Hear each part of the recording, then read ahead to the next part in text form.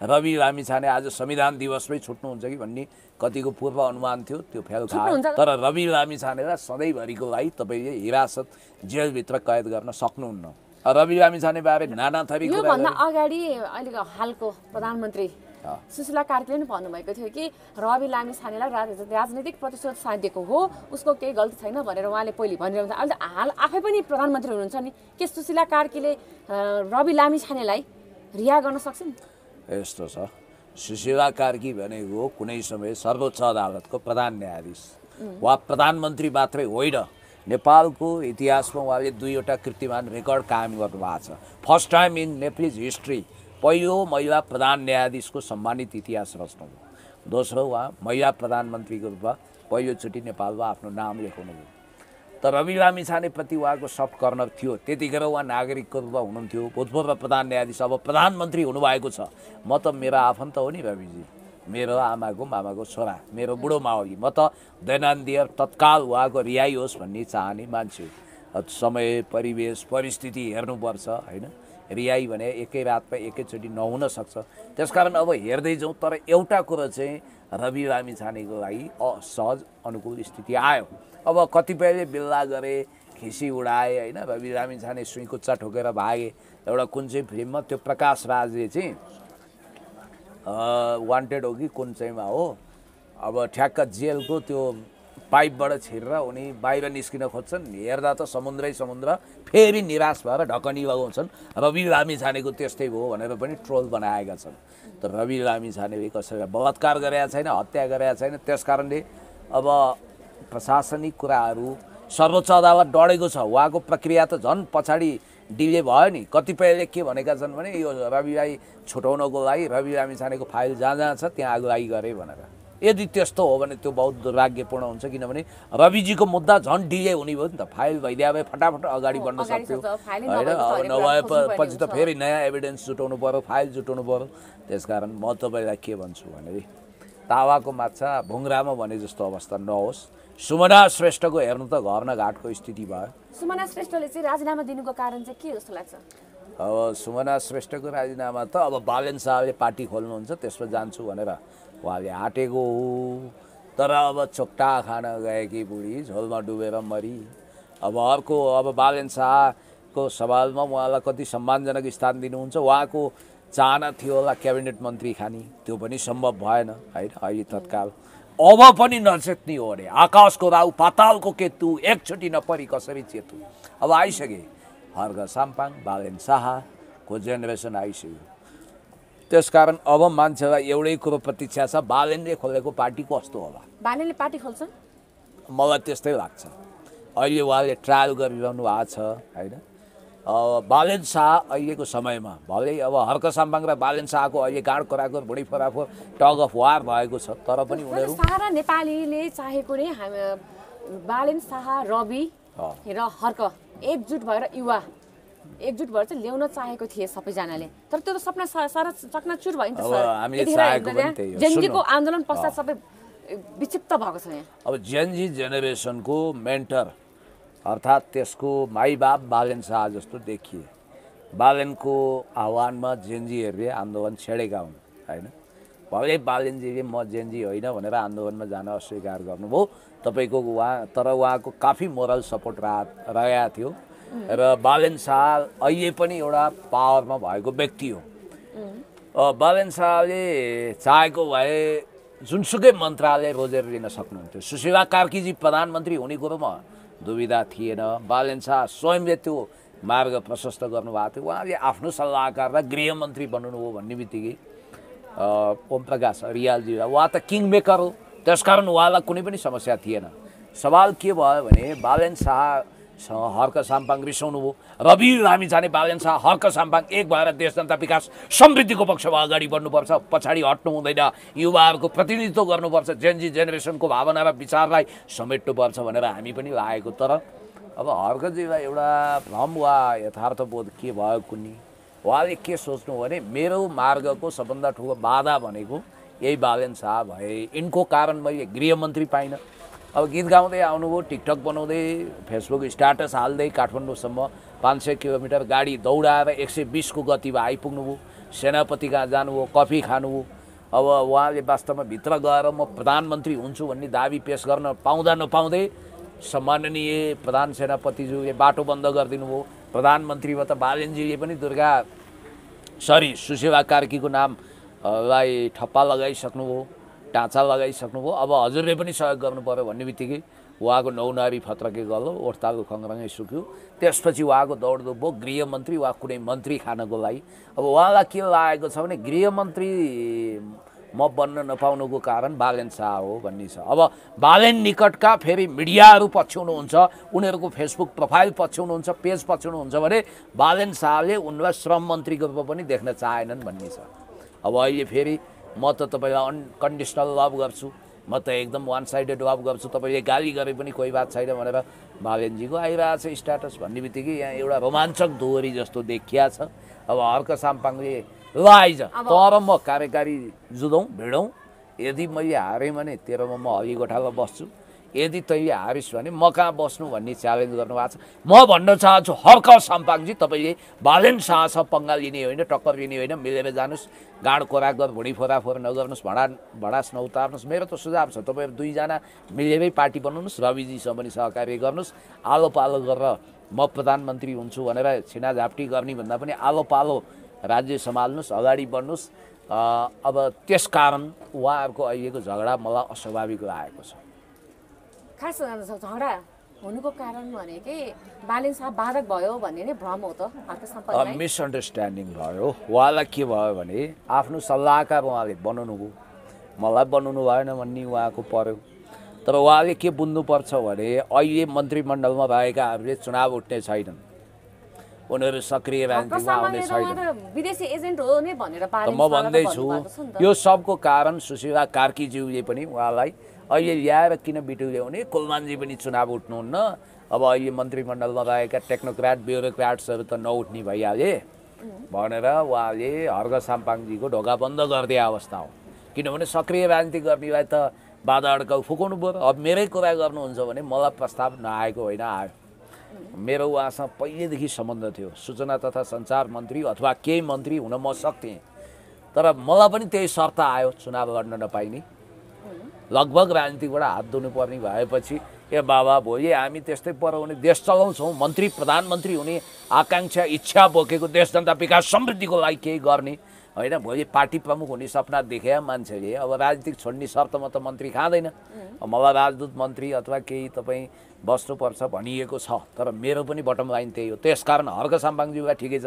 अब यो विदेशी एजेन्ट हो होइन, ए बाबा त्यसो भए एजेन्ट कहाँ किन गएको त, देउसी भाइको खेल्न, हिजोसम्म त दोस्त हुनुहुन्थ्यो। त्यसकारण यस्ता कुरा गर्नु हुँदैन। मिल्दाखेरि चुम्बा चाट्टी, खुल्लम खुल्ला प्यार करेंगे, खुल्लम खुल्ला वार करेंगे, यो सिद्धान्त लिनु हुँदैन। हर्क साम्पाङ हरेकचोटि बालेन शाहसँग होइन एकदमै दुईजनाको दोस्ती थियो, कति मिलन थियो र धेरैजना हामी नेपाली जनता खुसी पनि थियो, किनभने युवा ल्याउन चाहन्थ्यो र उहाँहरू युवा हुनुहुन्थ्यो र राम्रो पनि एउटा दक्ष व्यक्ति पनि हुनुहुन्थ्यो। अब देशले चाहिँ नयाँ मुहार फेर्छ भनेर आशा गर्दा गर्दै अहिले जेएनजीको आन्दोलन पश्चात चाहिँ प्रधानमन्त्री हुन नपाउँदा बित्तिकै उहाँहरू लडाइँ सुरु गर्न थाल्नुभयो क्या। अब यसलाई कतिले बालेन शाह एकदम डिफेन्सिभ भएको भने, तर उहाँले संयमता देखाउनु भएको छ। उहाँले हर्क साम्पाङलाई छेडखानी गर्नु भएको छैन, उल्टै आई लभ यु भनेर माया सही म तपाईँलाई प्रेम गरिरहन्छु भनेर भन्नुभयो। भने हर्क साम्पाङलाई पनि कुल हुन दिनुहोस् र बिकुल ठन्डा भएपछि यत्रो दिन भइसक्यो कुल होइन, म त दिनमा 50 वटा स्ट्याटस हालेर म त लडेको लडेको उहाँलाई फाइदा गर्छ कि के हुन्छ त्यो त भविष्यले देखाउँछ।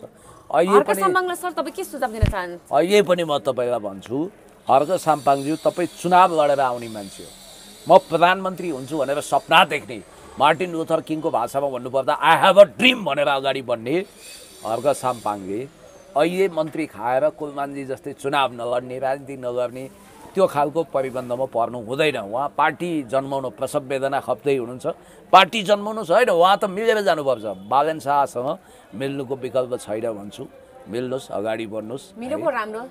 किनभने अब उहाँ अलिकति के छ भने कहिलेकाहीँ मै हुँ भन्ने भावना त हुँदो रहेछ नयाँमा। यस मामिलामा रवि लामिछाने पनि प्र्याक्टिकल छन्। जस्तो रवि लामिछानेले बाहिर आएर म प्रधानमन्त्री हुन्छु भनेनन्, उनले मेरो मुद्दा विचाराधीन छ भने उनी वास्तवमा जेल तोडेर रक्सौल गएको अवस्था र त्यहाँबाट समाए अवस्था पनि होइन, उनी यही सरहदभित्र थिए। समयमा उनी गए जेल प्रशासनसँग आफै पनि जानुभयो। आफै जानु हो आफ्नो बर्थडेको दिन चान्चुन कुरा हो। त्यस कारणले गर्दाखेरि मैले त के देखाएको छु भने रवि लामिछाने र बालेन शाहको बिचमा निकटता बढेको छ। उनीहरू मिलेर अगाडि बढ्न सक्छन् र बालेन शाहले पार्टी स्थापना गर्नु भने त्यो शक्तिशाली पार्टीको रूपमा उदाउँछ। अहिले पछिल्लो समयमा जेनजीको आवाज उठाउँदै प्रवेश दाहाल जुन एउटा सानो भाइले चाहिँ यति मिठो होइन आवाज उठाउनु भएको छ, देश परिवर्तन कसरी गर्न सकिन्छ भन्ने उसको आवाजलाई चाहिँ लाखौँ करोडौँ जनताहरू चाहिँ फ्यान हुनुभएको क्या उहाँको। तपाईँले हेर्नु पनि भयो होला होइन, तपाईँ एकदम दिग्गज एकदम बुद्धिजीवी हुनुहुन्छ। प्रवेश दाहाल चाहिँ कस्तो व्यक्ति जस्तो लाग्छ? धेरैजनाले त अहिले मदन भण्डारीसँग चाहिँ कम्पेयर गरिरहनु भएको छ होइन। जिरे खोर्सानी नयाँ पुस्ताको जिरे खोर्सानी। म उहाँलाई हेर्दा म मेरो जवानीमा फर्किन्छु। वन्स अपन अ टाइम म पनि त्यस्तै थिएँ, जुनेलो पड्किए जस्तो पड्किन्थेँ। अहिले त जवानीको जोस निकाल्छु। म नस्टाल्जिक हुन्छु, बिङ नस्टाल्जिक। म स्टेफेन हकिङ्सले परिकल्पना गरेको टाइम मेसिनमा बसेर आफ्नो अतीतमा फर्किन्छु। म पनि 15, 16, 17, 18, 19, 20 वर्ष 21 वर्षसम्म त्यस्तै रेडिकल थिएँ, एकदम धारा प्रभाव बोल्थेँ। त्यतिखेर सोसियल मिडिया थिएन, मेरो भिडियो खिचिएन। तर हुन त हरेक बाल कलाकार सुपरस्टार हुँदैनन्, हरेक बाल नेताहरू भविष्यमा महान नेता नहुन सक्छन्। तर प्रवेश दाहालको जुन सम्भावना छ, मर्निङ सोज डे म शुभकामना दिन्छु। तर प्रवेशले अहिले पढ्ने उमेर हो, प्रवेशले करियर बनाउने उमेर हो। उनी राजनीतिमा अहिले आउँदा उनलाई क्षति हुन्छ, क्याजुअलिटी हुन्छ। त्यसकारण प्रवेश दाहाललाई म शुभकामना दिन्छु। राम्रो भविष्य होस्, राम्रो भाग्य होस्। प्रवेश भविष्यमा चाहिँ राजनीतिमा आउँदाखेरि उसले एउटा दक्ष नेता बन्न सक्ने क्वालिटी छ कि छैन? छ, क्वालिटी देखिन्छ। मर्निङ सोज डे, हुने बिरुवाको चिल्लोपात, महाकवि लक्ष्मीप्रसाद देवकोटाले 10 वर्षको उमेरमा कविता लेखेका थिए। तर मैले भनिनँ, मैले आफूलाई सम्झिन्छु, म 15-16 वर्षको उमेरमा धारा प्रवाह भाषण गर्थेँ, प्रवेशकै भन्दा अझै कम उमेरमा। तर अहिलेसम्म मेरो राजनीतिक भविष्यलाई मैले कङ्क्रिटाइज गर्न अझै पापड बेल्नु परेको छ भने अब सङ्घर्ष चुनौतीहरू आउँछन्, त्यो चुनौती पार गर्नुपर्छ। अहिले उनले पढ्नुपर्छ, ग्रेजुएट हुनुपर्छ, पोस्ट ग्रेजुएट हुनुपर्छ। अहिले जेनजी पुस्ताको उद्देश्य तोडफोड गर्ने, हिंसा मचाउने, रक्तपात मचाउने, रगतको खोलो बगाउने, सिङ्गल दरबार जलाउने, सर्वोच्च खरानी बनाउने अनि त्यसपछि संसद भवन नष्ट गर्ने थिएन। तर जेनजी पुस्ताको मोमेन्टको दुरुपयोग गरेर नक्कली जेनजीहरूले वितण्डा मचाए, देशविरोधी तत्त्वले खेले। हाम्रो राष्ट्रिय सभ्यताको प्रतीक मानिएको, वैभवको प्रतीक मानिएको सिंहदरबारलाई आगो लगाउनु भने नट ए जोक। अहिले यो जेनजी मोमेन्टलाई दुरुपयोग गरेर तोडफोड हिंसा मचाउनेहरूले 10 लाख मान्छेलाई बेरोजगारीमा धकेले। हेर्नुहोस्, यति ठुलो सम्पदा क्षति भएको छ। जेनजीको माग के थियो? 3टा थियो। एउटा, शक्तिशाली आयोग बनाएर स्रोत नखुलेको सम्पत्ति राष्ट्रियकरण गर्नुपर्छ, भ्रष्टहरूलाई टिक्न दिनु हुँदैन, यो थियो।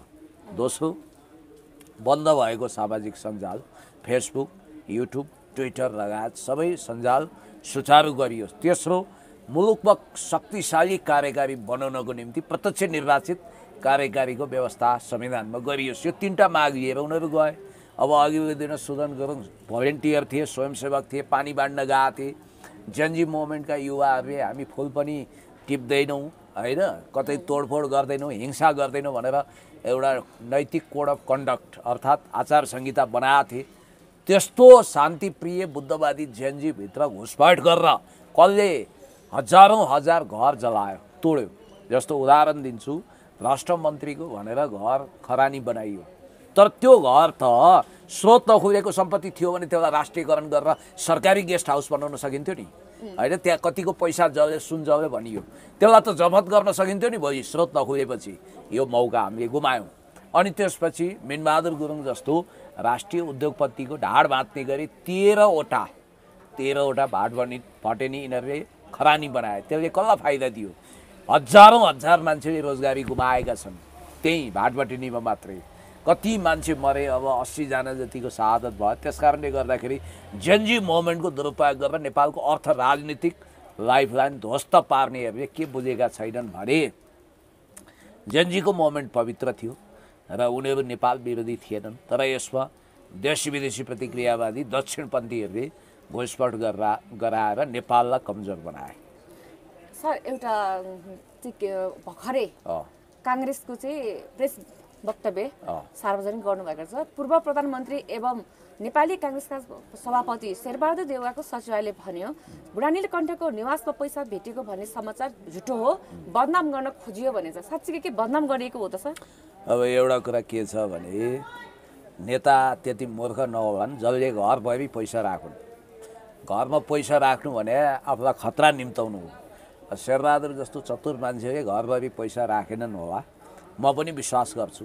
पैसै नकमाएको भन्ने होइन, देखेको दृश्यहरू चाहिँ के हो त? होला पैसा होला, तर त्यो ट्रकका ट्रक गोदामका गोदाम चाहिँ होइन कि जस्तो लाग्छ मलाई। अब अर्को कुरो के छ भने शेरबहादुर देउवा दुधरेत भएको मान्छे त होइनन्, अलिक लम्फू पनि रहेछन्, उनी टाइममा भाग्न सकेनन्, गोदाई खाए होइन। बिचरा मलाई पनि दुःख लाग्यो, दया लाग्यो। अरू जम्मै चङ्खे चतुरेहरू कहाँ कहाँ भागिहाले, गोदाई खाने बेलामा शेरबहादुरको दम्पति परे, बिचरा उनीहरूलाई शेरबहादुर आर्जु के लाटो भएको कारण सोझो भनिन्छ नि त लगभग होला, किनभने उनीहरूलाई विचारमा के लाग्छ? उनीहरू ओभर कन्फिडेन्टमा थिए। सेनाले सुरक्षा निकायले तपाईँहरू तुरुन्तै जानुहोस्, घर छोड्नुहोस् भन्दा पनि जिद्दी गरेर बसे होइन। जिद्दी गरेर बस्दा जेएनजी पुगे, उनीहरूलाई विश्वास थियो सुरक्षाकर्मी टन्नै छन्, कसैले बाल भाका गर्न सक्दैन। तर सुरक्षाकर्मीले पनि सरेन्डर गरिसकेको अवस्था थियो, उनीहरू आफ्नै ज्यान जोगाउन मुस्किल थियो। त्यसकारण दिउँसो कुटाइ खाएका शेरबहादुरलाई 8 बजे राति मात्रै हेलिकप्टरले रेस्क्यु गरेर 4 चोटि त हेलिकप्टर शेरबहादुरजीलाई लिन आयो, सकेन नि त। जेएनजीका मान्छे भनिनेहरूले ढुङ्गा प्रहार गरे। त्यस कारणले गर्दाखेरि अब यहाँ कसको पैसा जल्यो के भयो त एउटा तथ्याङ्कले के देखाउँछ भने अरबौँको नोटहरू झरेको छ। किनभने धेरैले घरमा पैसा थुपारेका थिए र अब राष्ट्र ब्याङ्कसँग नोटको कमी छ भन्नेहरूको पनि अहिले सङ्ख्या धेरै छ। ल धेरै धेरै धन्यवाद। अब प्रवेश दाहाल जस्ता युवा जेएनजीहरू अगाडि आइसकेका छन्। अब यो हाम्रो सुदन गुरुङ चाहिँ कता कता बहकिएका छन्, के गर्छन्। अब महेश बस्नेत छ, फेरि वार पर्ला जस्तो छ होइन। महेश बस्नेत अहिले त्यत्रो अहिले जेएनजीले होइन उथल पुथल पारेको बेलामा पनि उहाँ त प्रहार गरे होइन। यस्तो नि खुकुरीको चोट अचानकलाई थाहा हुन्छ। महेश बस्नेतको बुवा आमा उहाँहरू बसेको घर जलाइएको छ, त्यो पीडामा उहाँ अलिकति उत्तेजित हुनुभएको छ। तर महेश बस्नेत भनेको पनि देशलाई काम लाग्ने युवा हो, उहाँ पनि सम्हालिएर अगाडि बढ्नुपर्छ। हस् सर, धन्यवाद। Thank you so much.